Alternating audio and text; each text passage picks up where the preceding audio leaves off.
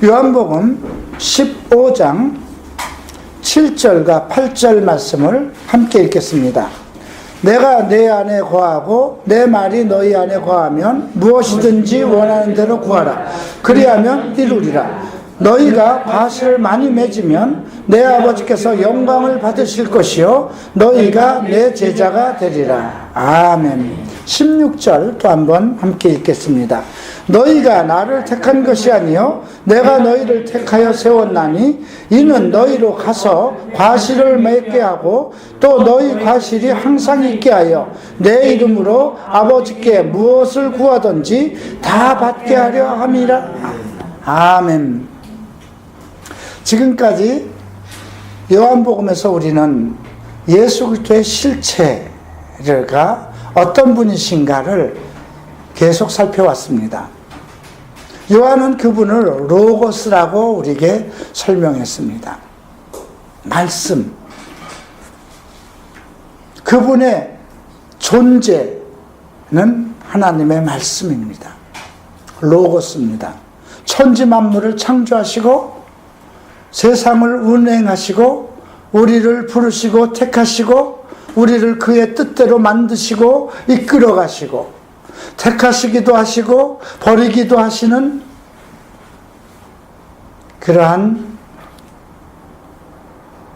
하나님 창조자, 그분이 로고스라고 우리에게 증거했습니다. 그 로고스라는 것을 더욱 구체적으로 설명하기 위해서 생명의 떡이라고 말씀했습니다. 그것은 우리가 육신을 가지고 있기 때문에 먹지 않으면 살 수가 없잖아요. 그래서 우리 영혼을 살리는 생명의 떡, 그 말씀과 함께 살리는 것은 영이니 육은 무익하다 하셨습니다. 또 세상의 빛이라고 말씀하셨습니다. 우리의 영혼을 비치고 어둠을 비치고 내 이상을 만족시키시고 내가 가는 길을 밝히시는 그분은 생명의 빛으로 우리에게 오셨습니다. 그것뿐이 아닙니다. 이제 우리와 직접적인 관계가 되는 것을 나는 양의 문이다. 나는 선한 양의 목자다. 이렇게 설명하셨습니다. 그것은 나와 예수 그리스도와의 직접적인 관계를 언급하신 것입니다. 양의 문이라는 건 무엇입니까? 교회입니다. 또 목자라는 건 무엇입니까? 실질적인 우리를 구속해서 인도하시는 우리와 필연적인 관계가 되시는 인도자 되시는 예수 그리스도이심을 우리에게 보여주셨습니다. 자, 근데 오늘은 특별하게 나는 참 포도나무라 이렇게 소개를 하고 있습니다. 이 15장은요 우리가 13장부터 같이 봐야 되는 중요한 테마예요. 이제 우리가 16장까지 같이 연결돼서 봐야 되겠습니다만 13장에서 예수님은 사랑에 대해서 언급하십니다. 새 계명을 언급하십니다. 너희가 서로 사랑하라. 내가 너희에게 새 계명을 주노니 너희가 서로 사랑하라. 너희가 서로 사랑하는 것이면 세상 사람들이 너희를 나의 제자인 것으로 알리라. 그런데 그 사랑을 언급하시고 새 계명을 주시면서 그냥 그 말씀만 주신 것이 아니라 그 사랑을 어떻게 성취하고 어떻게 이끌어가는지를 실질적으로 보여주셨습니다. 제자들의 발을 씻기시며 내가 스승과 주인으로서 너희 발을 씻겼으니 너희도 그리하라는 것이죠. 서로가 보완해 주라는 것입니다. 서로가 잘못된 것을 그냥 보고 지나가지 말라는 것입니다. 잘못된 것은 책망을 하고 그가 깨닫지 못한 것은 가르쳐주고 잘못된 생각은 돌이키게 하고 이미 영적으로 예수를 믿어서 온전케 된 사람이라 할지라도 그가 우리가 세상을 살아가면서 많은 유혹을 받게 되고 욕심을 부리게 되고 잘못된 것을 듣고 그러는 동안에 우리 발이 더러워질 수 있습니다. 우리나라의 요즘 목회가, 우리나라 교회가 지각이 흔들리는 것 같은 느낌을 받습니다. 그 위대하던 목사들이 다 떨어지고 있습니다.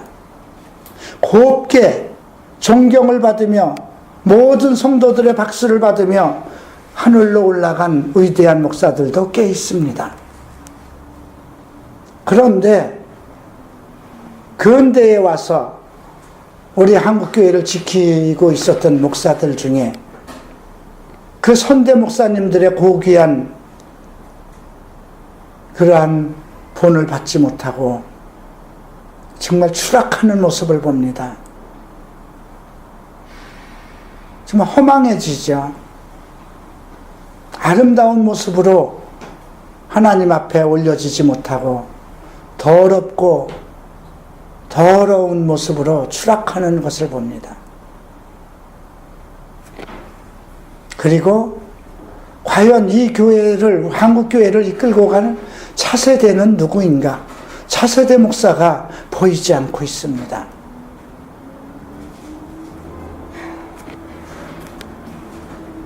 주님께서는 계시록에 촛대를 옮기겠다는 말씀이 나옵니다.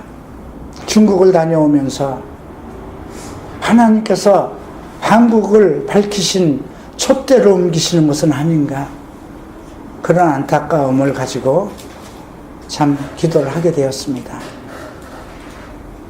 이러한 때에 우리는 그렇다고 남의 탓을 할 필요는 없습니다. 나는 어떠한가 돌아봐야 될 그런 시점입니다.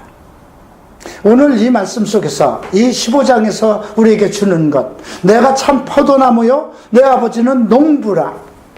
농부는 즉 참 포도나무지만 그것을 가꾸시는 분은 하나님 아버지라는 것입니다.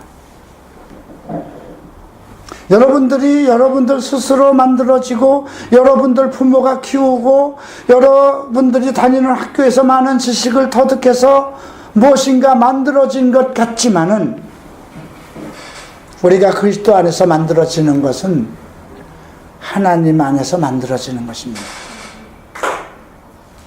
예수님은 참 포도나무인데 그 포도나무를 가꾸는 것은 아버지라는 것입니다. 왜 포도나무에다가 비유하셨을까요? 포도나무는요, 목적이 딱 하나입니다. 포도 열매를 맺는 것입니다. 포도나무는 땔감으로도 쓸 수가 없어요. 포도나무는 그 흔한 어떠한 젓가락이나 도장이나 연장도 만들 수가 없어요.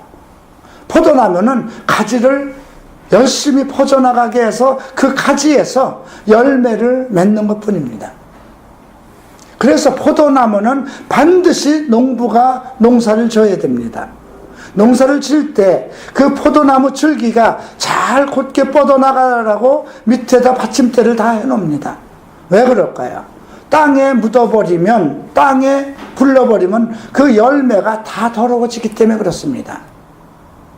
그러니까 포도나무 가지는 세상에서 구별돼서, 그래서 구별되도록 그 버팀목을 해서 이어져 갑니다. 그리고 가지치기를 분명히 합니다. 그걸 전정이라고 그러는데요, 가지치기를 함으로 인해서 그 열매 맺지 못할 만큼 연약하고 힘이 없어 보이는 것은 잘라버리는 겁니다. 그리고 싱싱하게 잘 뻗어져 나가는 가지를 살려서 나가는 것입니다. 그것을 하나님께서 하시는 것입니다.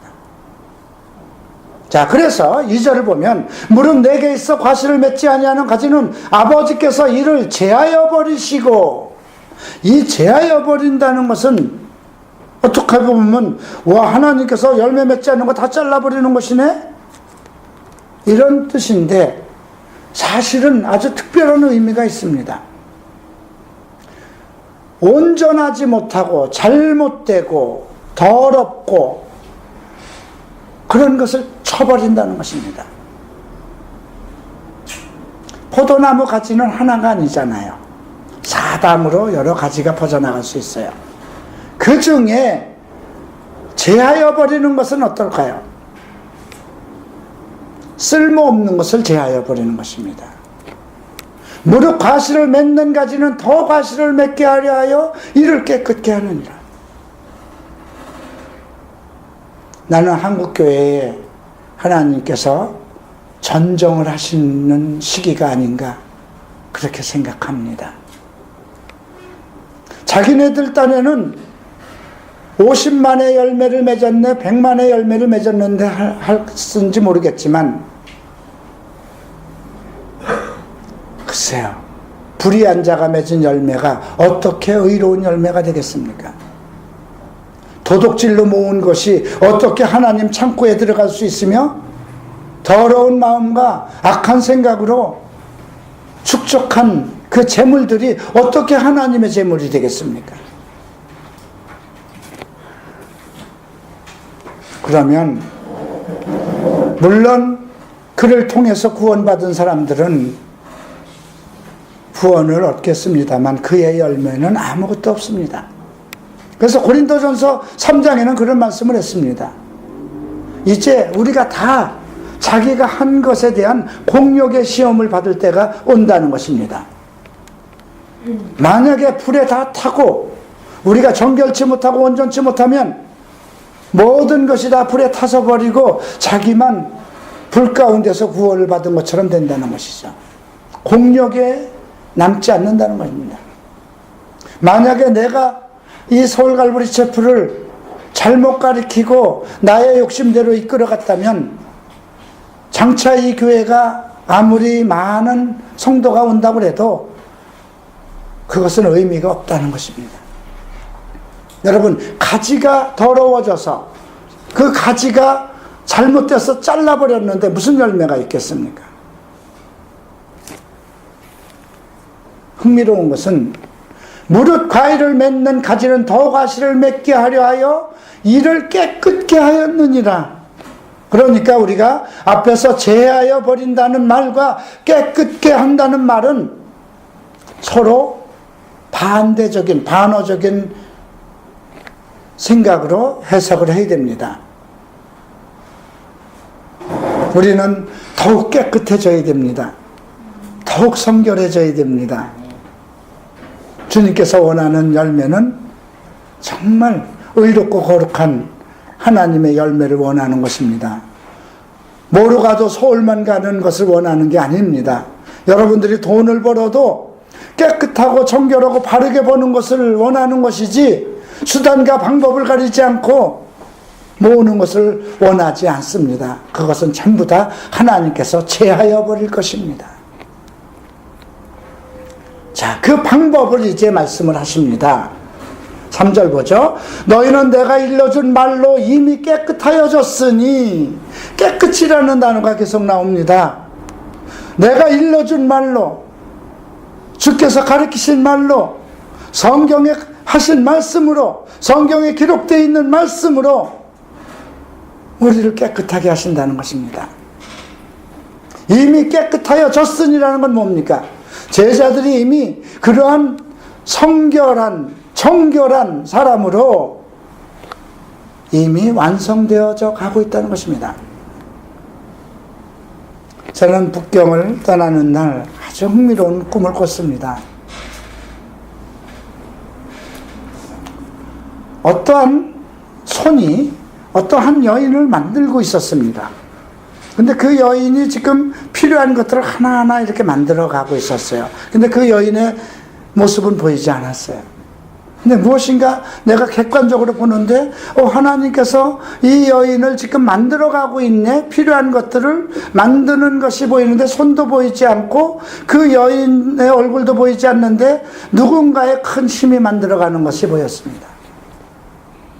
그런데 갑자기 거대하고 따뜻한 바람결이 나한테 불어오는데 나라는 존재는 없어지고 그 내 자체가 바람결과 같은 그런 흔들림으로 움직이기 시작해요. 내가 거부할 수 없는 그런 힘에 의해서 움직이고 그 바람처럼 흔들리고 움직여지는 것을 느꼈습니다.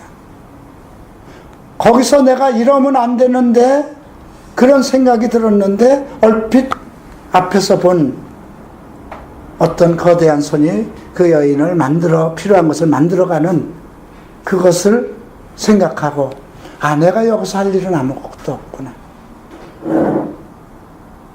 그가 만들도록 나를 맡기는 것이구나. 그리고 꿈을 꿨습니다. 일어났습니다. 그것이 북경 가는 날 아침에 있었던 일입니다. 그리고 지금 많은 일들이 생각지도 않았던 일들, 생각지도 않았던 사람들이 자꾸 만나집니다. 연결이 됩니다. 또 제가 토요일 날, 지난주 토요일이었는데요.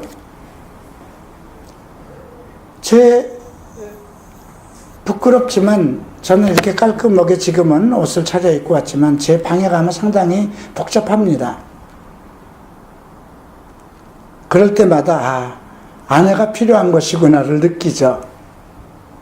나이가 들어가니까 이렇게 청소하고 깔끔을 하는 것이 안 됩니다. 저는 어려서부터 다 누가 그것을 해줘 버릇하고 또 누님과도 살고 그래서 다 주위에서 그런 걸 안 해주면 참 깔끔하지 못한 성격입니다.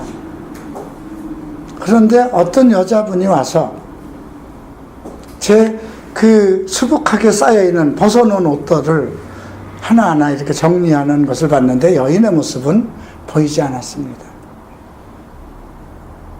그런데 그것이 내 옷을 하나하나 벗기는 것 같은 느낌이었어요. 거기 있는 그 벗어놓은 옷들을 이렇게 집어서 챙기는데 그것이 내 옷을 하나하나 벗겨지는 것 같은 느낌을 받았어요. 그리고 눈을 뜨면서 아직도 내가 벗어야 할 많은 잘못들을 그분이 만들고 있구나. 그리고 어제 이 말씀을 준비하다가 너희는 내가 일러준 말로 이미 깨끗하여졌으니 이 말씀을 듣고 또 7절 말씀에 너희가 내 안에 거하고 내 말이 너희 안에 거하면 무엇이든지 원하는 대로 구하라 그리하면 이루리라. 이 말씀을 보는 순간 주께서 만드시겠구나. 주께서 만들어 가시겠구나. 내가 하려고 해서 되는 것은 아니구나. 내가 원한다고 해서 되는 것은 아니구나. 내 마음에 더러운 생각들, 내가 내 생각대로 하고자 하는 많은 것을 다 내려놔야 되겠구나. 그분의 손이 일을 하게 나는 기다려야 되겠구나. 오직 나는 그의 말씀을 사모하고 그의 말씀 안에 살아왔으니 나는 이렇게 해야 되겠구나. 그리고 참 감사했습니다. 주님, 내가 주의 말씀만 보게 하셔서 감사합니다. 내가 주 안에서 살기를 소망해서 하게 해주셔서 감사합니다. 6절에 그 안에 있지 않은 무리들을 하나님께서 어떻게 하는가를 기록되어 있습니다. 사람이 내 안에 거하지 아니하면 가지처럼 밖에 버리워 말라지리니 사람들이 그것을 모아다가 불에 던져 사르리라. 그런데 흥미로운 것은 사람들이 이것을 모아다가 불에 던진다는 거죠. 이 말씀을 보는 순간 저는 마태복음 13장을 생각했습니다. 이제 추수 때가 되면 천사를 보내서 가라지를 먼저 엮어서 불에다 던지고 알곡을 거둬서 창고에 넣는다는 말씀에 기억하게 됐습니다. 이제 그런 때가 되지 않았습니까?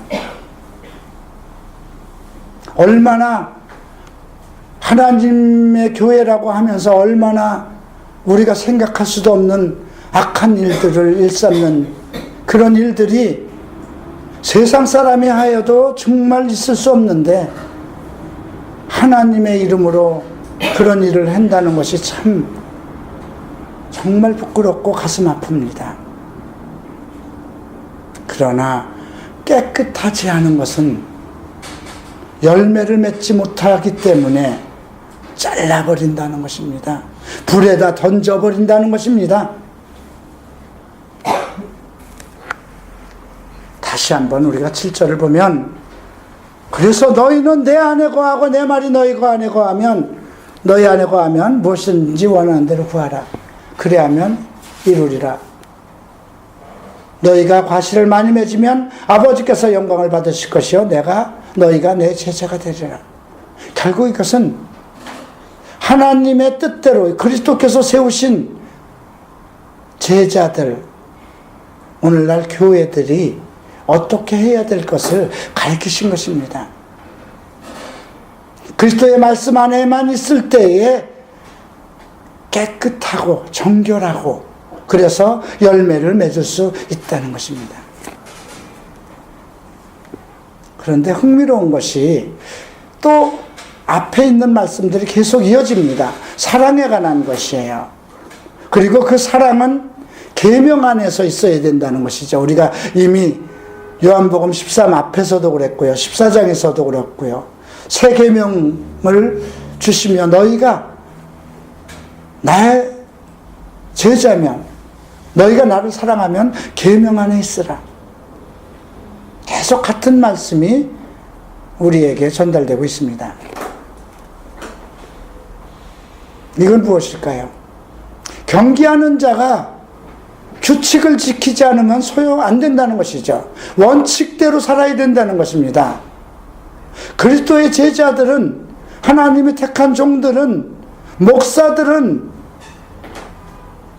성경에 기록되어 있는 원칙대로 살아야 된다는 것입니다. 바울은 이것을 경계하는 자가 룰을 지키지 아니하면 안 된다고 기록됩니다. 그렇잖아요. 그건 전부 다 우승을 해서 상을 받았다도 그건 취해야 되는 거 아닙니까?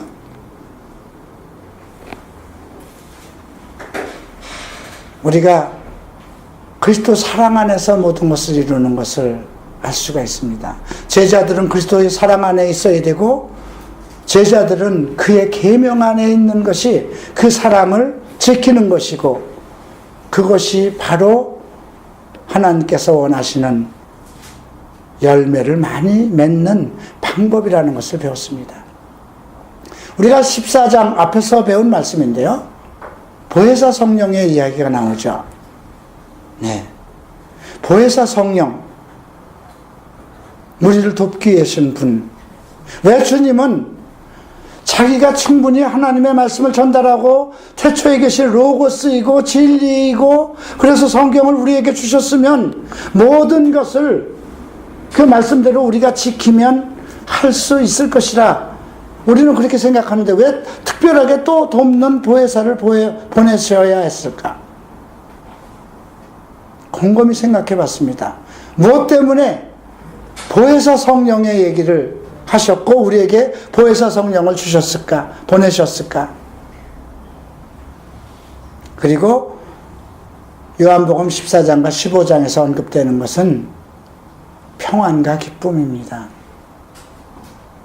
우리가 계명의 말씀이나 사랑을 지키라고 했는데, 그 사랑은 계명 안에서만 지켜야 되는데, 성경에 나와 있는 모든 계명을 봤을 때 그 계명이 우리를 지키는 어떤 확신과 어떤 평안함과 기쁨을 보지 못해요. 그죠? 잘못한 것에 대한 책망과 어떤 원칙을 세운 것은 상당히 인간이 행하기에 쉽지 않아요. 그래서 상당히 까칠해집니다. 여러분, 자식은 아버지를 상당히 사랑합니다. 아버지도 아들을 사랑하죠. 그 사랑은 말할 것도 없어요. 그런데 아버지라는 위엄은 자신의 잘못하는 것에 대한 책망입니다. 그리고 많은 훈계를 합니다. 목적은 무엇일까요? 그 아들을 잘되게 하기 위한 것이죠. 그런데 그것을 사랑이라고 깨닫기에는, 철이 나기 전까지는 우리 아버지는 왜 밤낮 나만 보면 야단칠까? 그런 생각밖에 없어요. 그런데 어머니라는 역할이 있죠. 어머니는 그렇게 책망을 하진 않지만 우리에게 많은 위로를 줍니다. 우리가 이 보혜사 성령의 역할이 무엇일까 한번 생각해 봤습니다. 결국 그분은 많은 것을 가리키시고 생각나게 하신다고 그랬어요. 내가 너희에게 분부한 모든 말을 생각나게 한다. 결국은 그리스도의 영광을 위해서, 그리스도께서 하실 일을 우리 안에서 완성하기 위해서 보내신 것입니다. 오늘 이 말씀 속에서 주님께서 내가 너희에게 이렇게 모든 말을 미리 해주는 것은 너희로서 기쁨을 얻게 하기 위함이라. 그리고 다시 12절 말씀 보시겠습니다. 내 계명은 곧 내가 너희를 사랑한 것 같이 너희도 서로 사랑하라는 것이니라.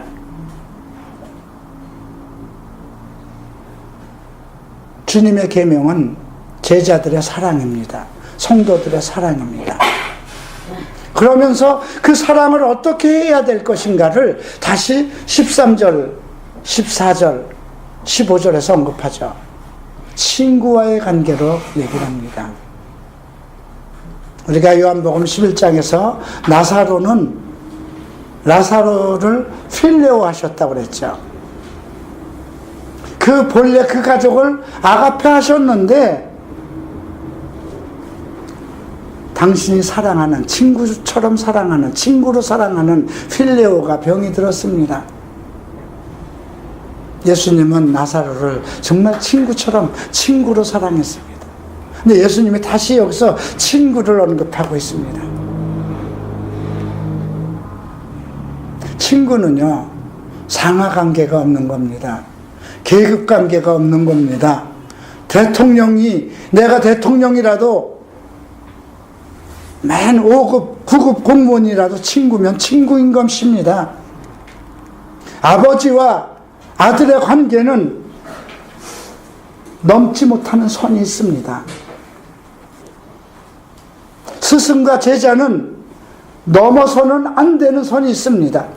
그래서 우리가 20절에 이런 말씀이 있죠. 내가 너희더러 종이 주인보다 더 크지 못하다 한 말을 기억하라. 사람이 나를 핍박하였은즉 너희도 핍박할 터이여 내 말을 지켰은즉 너희 말도 지킬 것이다.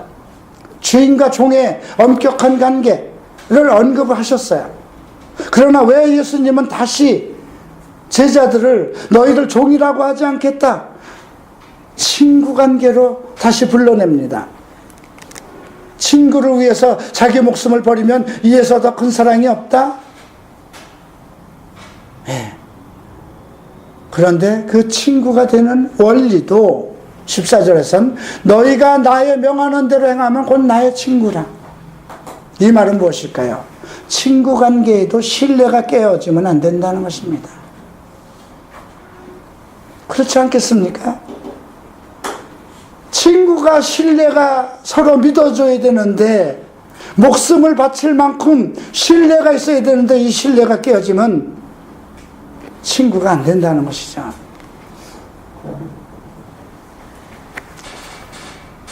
자, 또 한 말씀을 보십시다. 16절입니다. 너희가 나를 택한 것이 아니요 내가 너희를 택하여 세웠나니 이는 너희로 가서 과실을 맺게 하고 또 너희 과실이 항상 있게 하여 내 이름으로 아버지께 무엇을 구하든지 다 받게 하려 함이라. 과일을 맺는 것뿐이 아니라 항상 있어야 된다는 것이에요. 항상 있게 하기 위해서는 항상 깨끗해야 된다는 것입니다. 사람이 항상 깨끗하기는 쉽지 않습니다. 그러면 그 항상 깨끗하기 위해서는 어떻게 해야 될까요? 우리가 주 안에 있고 주의 말씀이 내 안에 있어야 돼요. 우리를 깨끗하게 하는 것은 오직 하나님의 말씀입니다. 그리고 예수께서 나를 위해서 어떻게 하셨는가? 왜 나를 위해서 목숨을 버리셨는가? 이 정말 감당할 수 없는 이 죄인의 모습이 어떻게 의인이 될 수 있었던가? 그분이 그 높은 보좌에 계신 거룩하시고 위대하신 하나님이 왜 나의 친구까지 되셨어야 했는가? 그렇게 되면 감당할 수가 없죠. 나라는 위치가 내가 도대체 무엇인데 하나님께서 그처럼 사랑하셨을까? 다시 언급합니다. 17절. 내가 이것을 너희에게 명하면 너희로 서로 사랑하게 하려 함이라. 계속 이것은 13장에서 주신 세 계명을 이루기 위한 방법. 사랑을 이루되 주의 계명 안에서 이루어야 되고 정결함을 온전한 깨끗함 속에서 이루어야 되고 그렇게 되는 원리는 오직 하나님의 말씀으로만 된다는 것입니다. 저는 이 15장을 준비하면서 와, 주님 감사합니다. 나는 17년 동안 이 서울 갈보리 체프를 개척하면서 계속 실패했구나. 어떻게 하면 이 교회를 부흥시키고 성장시킬까 하는 그러한 애타는 마음을 가지고 기도를 했는데 아니구나. 내가 만약에 부흥되고 잘 됐으면 추락하는 별이 될 수도 있었겠구나. 오늘날 그 무수한 거대한 한국을 이끌어가는 별들이 얼마나 더럽고 추악한 모습으로 추락이 됐는데 나도 그들 중에 있었을 수 있겠구나. 내가 잘 안 된 것도 하나님이 나를 만들어 가신 것이구나. 그래서 주님 감사합니다. 더욱 말씀에 정진하겠습니다. 내 인생이 오직 주의 말씀으로만 만들어지기를 소망합니다. 그리고 여러분들도 그렇게 되기를 주의 이름으로 축원합니다. 그러면 어떤 환난에서도 우리를 지키실 것입니다. 어떠한 고통 속에서도 이 교회를 지키실 것입니다. 기도하겠습니다.